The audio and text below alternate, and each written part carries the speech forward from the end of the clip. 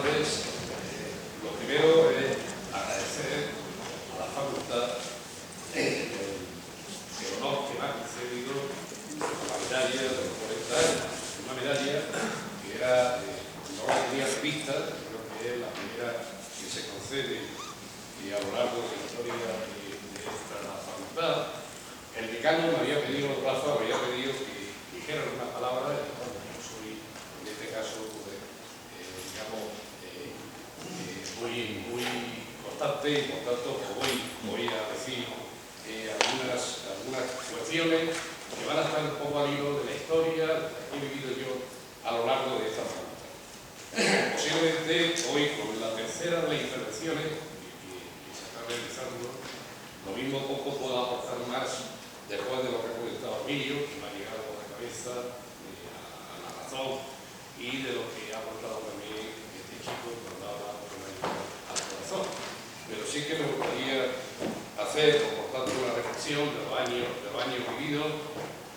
Quizás algunos de vosotros, de los que aquí estáis, no habéis nacido hace 40 años, seguramente, hay muchos de los que no habéis nacido, y por tanto, a lo mejor puedo hablar de cuestiones que pueden estar más en el sentido de las batallitas, de la historieta que puedan haber existido en esta facultad, algo parecido a la cebolletas.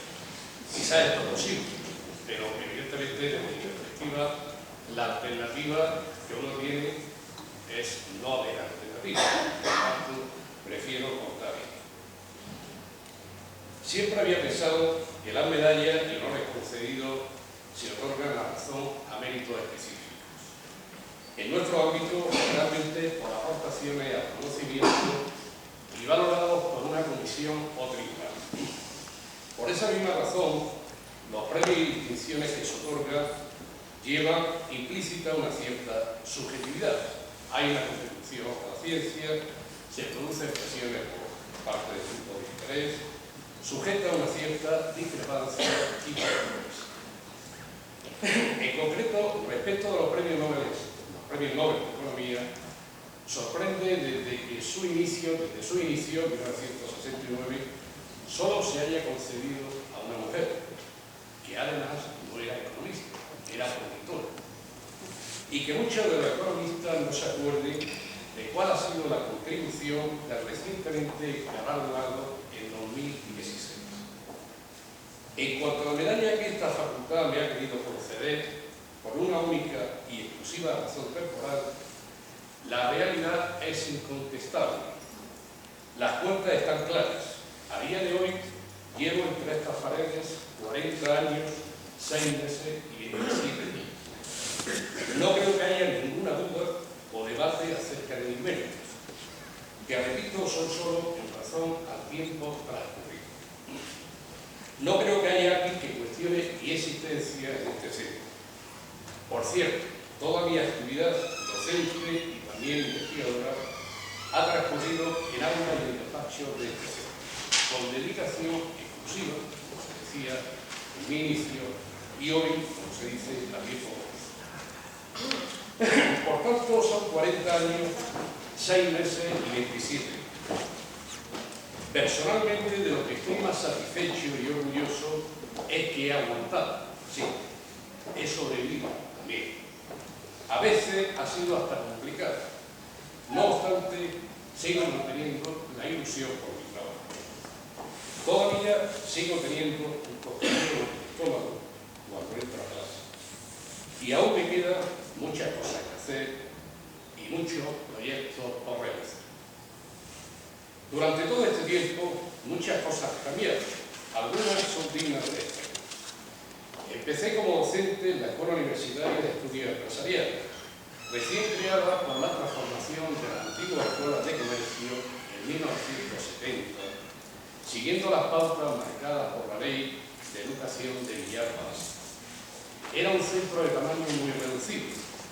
No contaba por aquel entonces con más de una docena de profesores y no llegaba al centenar de alumnos. Incluso algún que otro compañero era profesor mercantil, todos ustedes saben que era un título no universitario. Un centro, como además, muy entrañable, muy familiar. El acceso de los alumnos en la escuela universitaria era diferente al de las facultades, mientras que en esta era un requisito haber superado la prueba de acceso a la universidad, la selectividad. En la escuela universitaria tan solo era necesario poseer el código. Fue a partir de los 90 cuando se produjeron los cambios más significativos en este centro.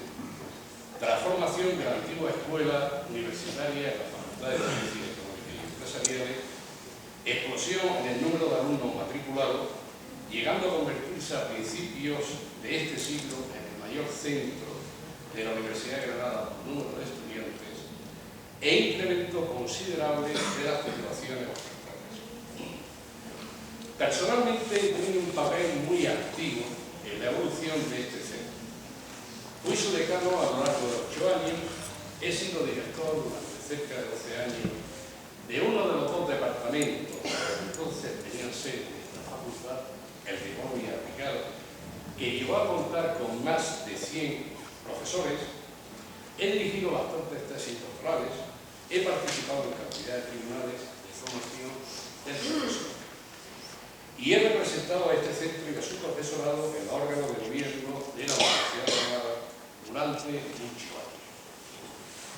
Pero de lo que personalmente estoy más satisfecho es de haber apostado por recuperar los estudios de economía en la Universidad de Granada, en mi época de decano. Estudios que desde 1963 se impartieron en esta universidad, en cuyo distrito universitario integraba la sede de Málaga, y que desaparecieron al crearse la Universidad de Málaga en 1973.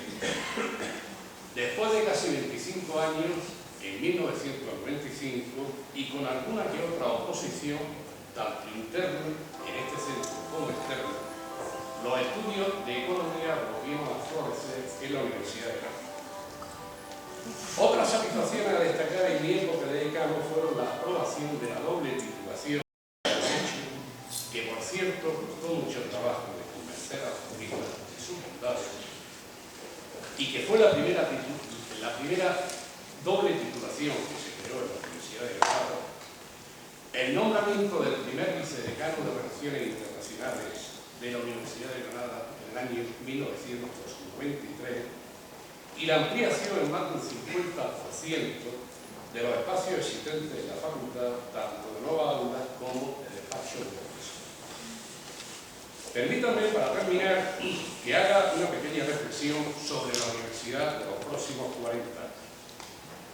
Si, como se dice en el célebre tango Volver, cantado por el nómero celebrado Carlos Gardel, 20 años no son nada, 40 años de actividad universitaria no son más que nada, y seguramente será así. Valga una muestra. Hasta principios de este siglo, el 21, solamente habían existido 2 revoluciones industriales. La primera, ya por mediados del siglo XVIII, con el aprovechamiento de la energía de vapor, y la segunda, a principios del siglo XX, caracterizada por la producción en masa con la ayuda de la energía eléctrica. En los últimos 15 años, aproximadamente, estamos incorporando en nuestras vidas los cambios que se están produciendo con las 2 nuevas revoluciones industriales.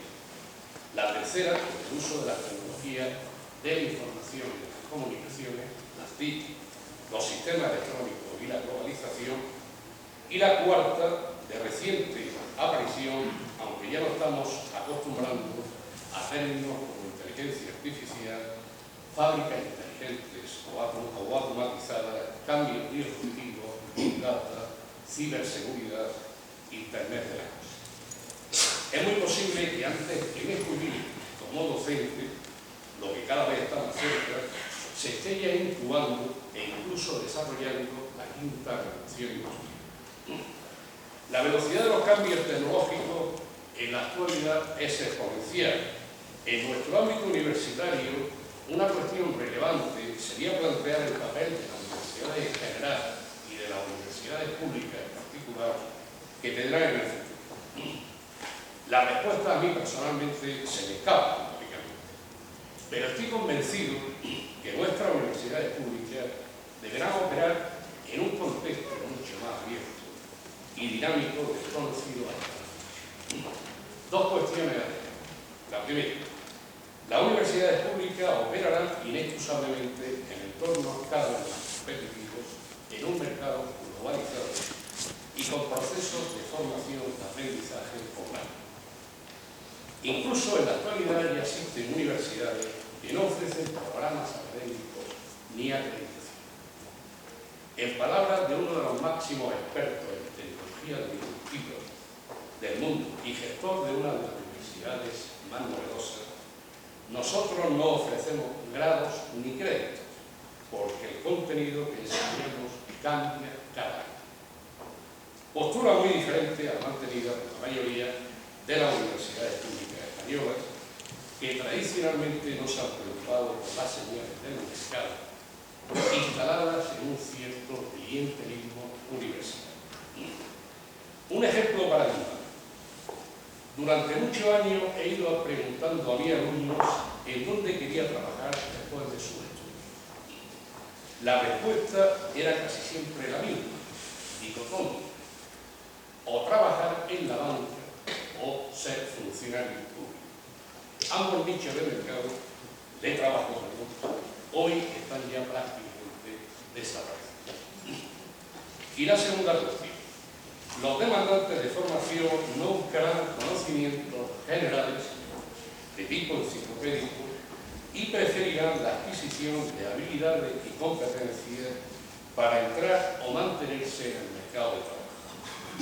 Por tanto, la especialización de las universidades, desde mi punto de vista, se convertirá en un prerequisito de supervivencia. Un dato revelador: mientras que en la actualidad Alemania casi dobla España en población, algo más de 82 millones por 46, posee cerca del doble de universidades públicas, unas 90 frente a 50 en España, pero, por ejemplo, mantiene la mitad de centros con estudios de derecho, 40 frente a algo más de 80 en España. Una cuestión que no cambiará en el futuro. Seguro que los economistas seguiremos hablando de lo mismo, básicamente del papel del Estado en el crecimiento económico. Y seguro que los keynesianos, quizás con nuevos ropajes del tipo 4.0, 5.0, etc., y los liberales siempre con los mismos argumentos del tipo 0.0, concentrarán los poderes. Como podéis imaginar, muchas cosas he vivido en estos más de 40 años. Algunas cosas confesables, otras no. Coincido con Abraham Lincoln cuando dijo que al final lo que importa no son los años de la vida, sino la vida de los años. Esta facultad me ha permitido cumplir casi todos mis deseos y aspiraciones. En esta facultad he conocido a alguna persona extraordinaria, de los que reúnen todos los posibles significados de la palabra universitaria. Quisiera mencionar al menos a don Bartolomé Paredes Pacheco, director por el premio de centro, por ser con mayúsculas, y a Manolo Martín Rodríguez por su registro. Esta facultad me ha permitido tener muchos grados de libertad. Me ha enseñado que ser un funcionario público es estar entregado a la sociedad, que es a la postre la que nos facilita poder realizar nuestros sueños. Pero si debo de calificar mis más de 40 años de vinculación con este centro, debo de recordar al poeta chileno Pablo Neruda. Si él describió su vida titulándola "Confieso que he vivido", en mi caso me gustaría que me recordase por la expresión "confieso que he disfrutado". Finalmente, quiero agradecer a mi familia su apoyo permanente y constante, a mis padres, Juan de Dios y Trica, a Sara, Ted, a Bobby y a Juan. Con ello, el disfrute se ha acercado casi al infinito y más allá. Muchas gracias.